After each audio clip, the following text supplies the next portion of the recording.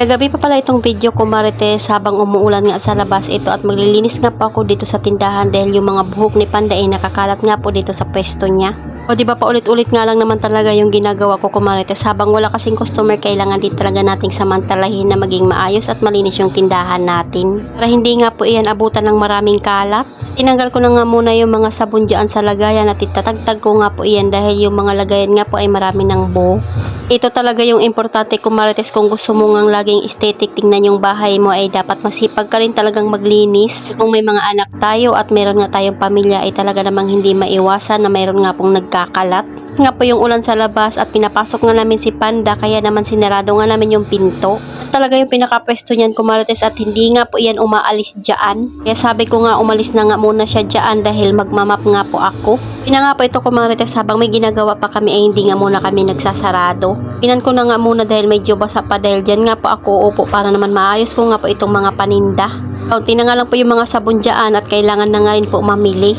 Wala talagang araw na hindi ako naglilinis, Marites, dahil hindi naman nga rin po ako umaalis ng bahay. Kulang din talaga ako pag wala naman na nga po ako ginagawa. Ito nga po yung inaasikaso ko mag-arrange, mag-ayos ng tindahan at ng bahay. Bago yung ayos ng mga paninda. Kung nga sa inyo, Marites, kung magiging habit natin yung paglilinis ay talaga na mga hanap-hanapin din talaga ng katawan natin. Kung gusto mong nakaupo lang pero pag may nakikita kang ang kalat ay kusa na nga kumikilos yung ating mga katawan. Hindi nga natin magawa iyan, abay lagi naman nating iisipin yung mga nakikita nating kalat. Una mahirap siya pero pag nakasanayan natin maglinis ay talaga namang napakasarap din sa pakiramdam. Binabantayan nga lang ni Panda na magbukas yung pintuan dyan kaya automatic kailangan mong isara iyon. Nga po tayo banda maglilinis dahil maalikabok na.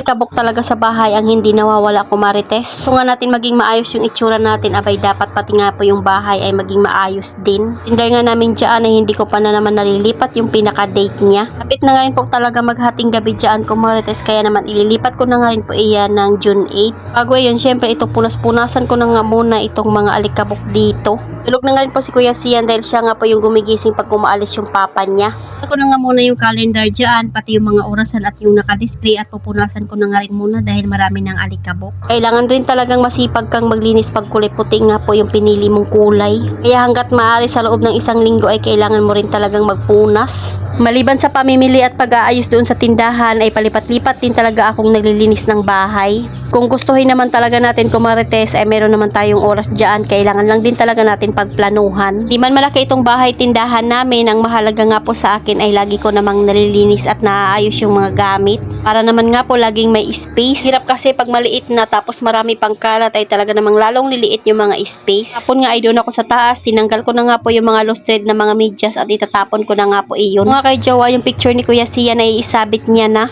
Baka mabasag pa nga po iyon bago maisabit. Maganda talaga maglinis, Marites, lalo na nga pag may pinapakinggan kang sounds. Itong lamesa pala na ginagamit ko dito, Marites, ay foldable nga po iyan. Kung gusto ko na naman nga baguhin yung ayos ng bahay namin, abay mabilis lang yan tupiin. Hilig din kasi talaga ako maglipat-lipat ng mga gamit.